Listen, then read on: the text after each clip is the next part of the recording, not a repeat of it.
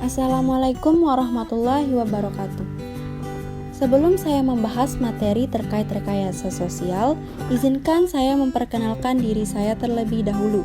Perkenalkan, nama saya Novia Ramadiana dari kelas E1 dengan NIM 210910302229. Baik, di sini saya akan membahas materi terkait rekayasa sosial.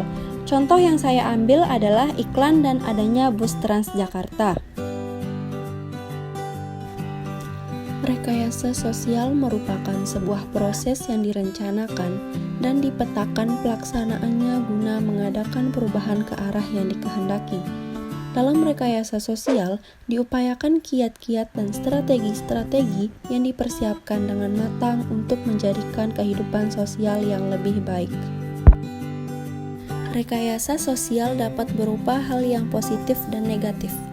Adapun hal negatif yang dapat terjadi adalah rekayasa sosial yang dijadikan sebagai sarana teknis seseorang, seperti kebohongan, manipulasi data, trik, pemerasan, ancaman, dan menakut-nakuti sasaran untuk menyerang sistem informasinya.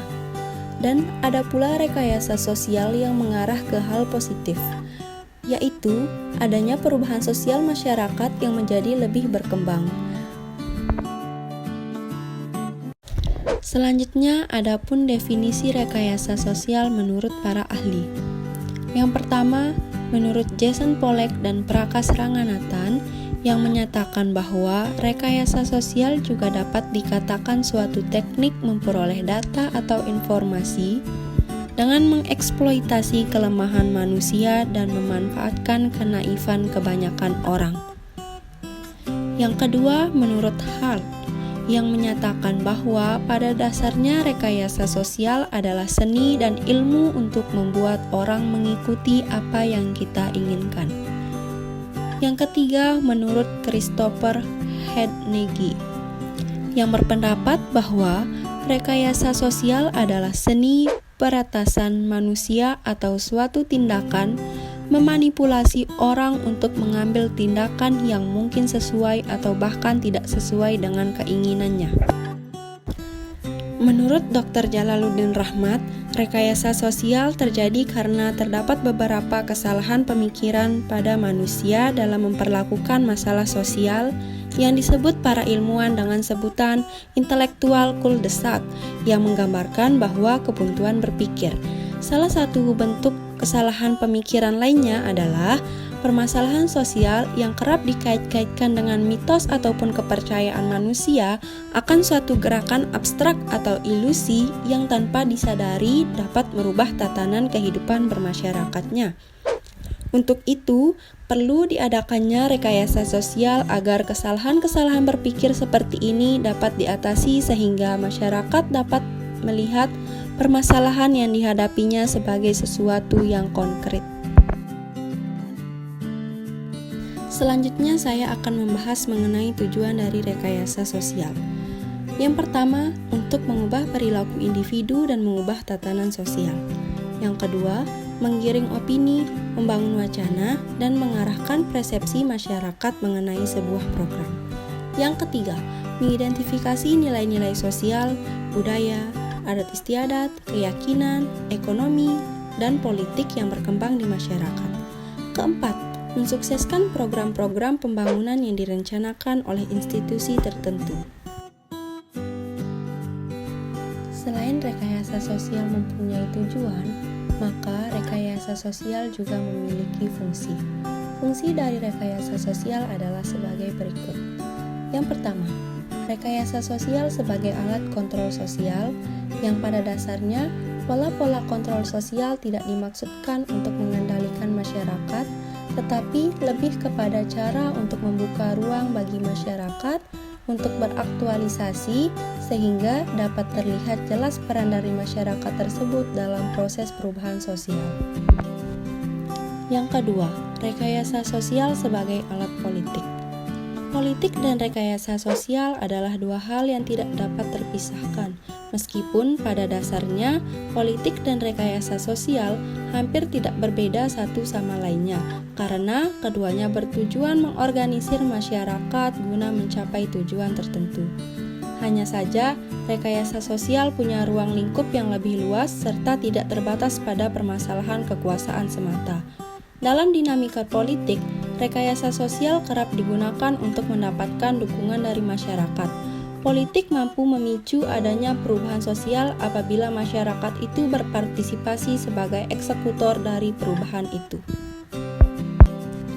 Yang ketiga, rekayasa sosial sebagai alat pemersatu bangsa. Rekayasa sosial merupakan alat yang mampu mengintegrasikan masyarakat.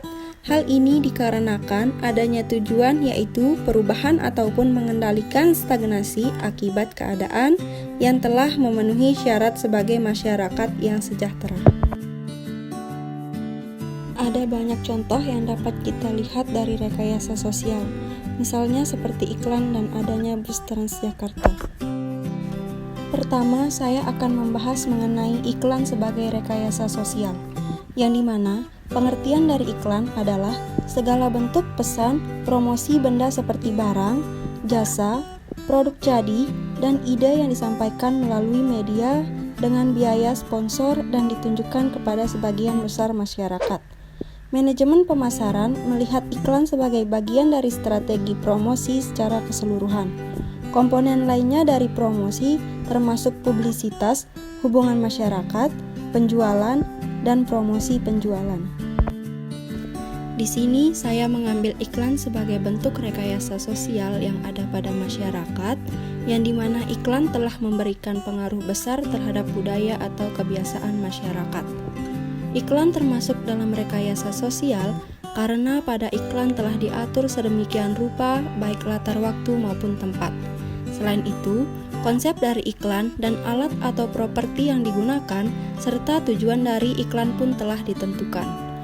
Ada iklan yang mengarah kepada sesuatu hal yang positif dan ada pula iklan yang mengarah kepada sesuatu hal yang negatif. Coba perhatikan gambar yang ada pada layar. Di sana terdapat iklan kosmetik, iklan pasta gigi, pakaian, sampo, dan masih banyak iklan-iklan lainnya yang ditayangkan di televisi, termasuk toko-toko online. Bahwa dengan adanya iklan tersebut, masyarakat menjadi terkonstruksi dan terpengaruh untuk membeli produk yang diiklankan, sehingga terciptanya budaya hedonisme ataupun konsumerisme yang merupakan suatu hal yang mengarah kepada tindakan yang kurang baik. Misalnya pada iklan kecantikan, yang dimana dengan adanya iklan ini, masyarakat juga ingin terlihat seperti model yang ada pada iklan dengan menggunakan produk kecantikan tersebut agar memiliki wajah yang sama dengan model iklan. Namun, satu hal yang dilupakan oleh masyarakat, yakni apakah benar model dalam iklan menggunakan produk yang diiklankan dan apakah produk itu cocok dengan kulitnya. Terkadang, model iklan belum tentu menggunakan produk itu dengan sepenuhnya, akan tetapi model iklan menjalankan tugas dengan profesional untuk merekayasa agar tetap mempromosikan produk dengan sasaran yang banyak. Selain itu, rekayasa sosial juga bisa kita lihat pada iklan toko-toko online yang memanfaatkan aplikasi, yang dimana pada aplikasi tersebut bisa membantu para pebisnis untuk menjual barang-barangnya dengan segala kemudahan yang ditawarkan oleh fitur toko-toko online. Sehingga dengan adanya kemudahan yang ditawarkan akan membuat masyarakat tergiur dan jiwa berbelanjanya semakin meningkat. Dengan begitu, dapat dikatakan bahwa iklan toko-toko online dengan segala kemudahan yang ditawarkan menjadikan budaya masyarakat menjadi lebih konsumtif atau konsumerisme. Iklan tidak hanya memberikan dampak negatif pada rekayasa sosial, akan tetapi iklan juga dapat memberikan dampak yang mengarah kepada suatu budaya yang positif. Salah satunya yaitu iklan berbagi. Sangat banyak organisasi-organisasi atau instansi yang menawarkan diri sebagai wadah berbagi dengan sesama yang lebih membutuhkan dengan memanfaatkan media sosial sebagai ajang promosinya. Yang dimana iklan-iklan berbagi tersebut dapat mengajarkan kepada masyarakat agar lebih peka dengan keadaan sosial dan menumbuhkan rasa kepedulian terhadap sesama.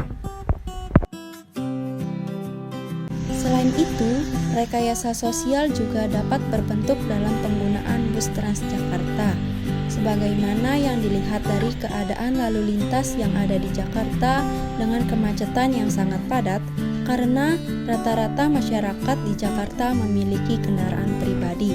Dengan kemacetan tersebut, dapat menambah polusi yang cukup pekat di Jakarta itu sendiri, sehingga masalah tersebut memunculkan rekayasa sosial atau perencanaan dari pemerintah Jakarta setempat dengan menghadirkan bus Transjakarta.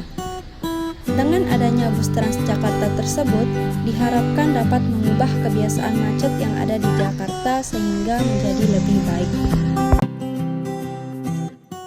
Dari awal pemaparan hingga terakhir, dapat saya simpulkan bahwa rekayasa sosial merupakan segala sesuatu yang telah direncanakan sedemikian rupa guna mencapai suatu perubahan dalam masyarakat. Cukup sekian materi yang dapat saya sampaikan. Saya ucapkan banyak terima kasih. Wassalamualaikum warahmatullahi wabarakatuh.